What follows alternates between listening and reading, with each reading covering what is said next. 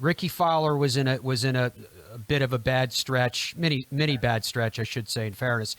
But he said to you, "Hey, Butch, I missed a cut. You mind coming out on a Saturday and taking a look at my swing?" I don't know if you remember this story. You said you did. A kind of a crowd started to gather. Could you share with us what happened that day to illustrate your ability to deliver what needs to be said at the time it needs to be said?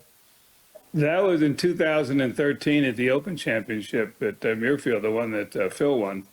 And Rickie and I were not working together. He had played a practice round with Phil and really was playing poorly for Rickie. I mean, I'd known Rickie a long time. I always admired Rickie. He's one of the nicest young men I've ever met, but I really wasn't working with him at the time. And he called me on Friday night and he goes, "Hey, Butch, is there any chance after your guys tee off tomorrow you could come to the range and watch me hit some? I'm kind of lost." And I said, "Yeah, I'd be happy to. I could be there at such and such a time." So I show up there, the guys are all on the course. Everybody's out on the course. Rickie's the only one on the range, and people that are kind of hanging around, they see it. So we get a crowd that gets 200-300 people. The problem was Rickie used to have a takeaway where he would drag the handle back and get the club way outside of his hands, and then he would reroute it coming down and drop the club underneath into the slot. And when his timing was off, he couldn't hit consistent shots.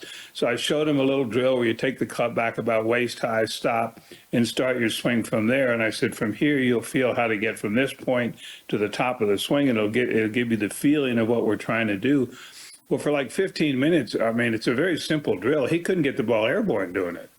And finally, he looked at me and he said, "Are you going to make a fool out of me in front of all these people?"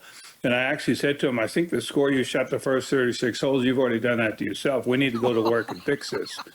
And at the time, he did not like that. His caddy and his manager loved it, but he didn't like that. But he understood what I was trying to tell him.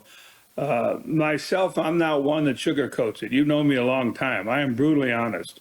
My job is to try and help you and make you the best you can be. So I'm not going to kiss your rear end like everybody else does to these tour pros. I'm going to tell them what I see.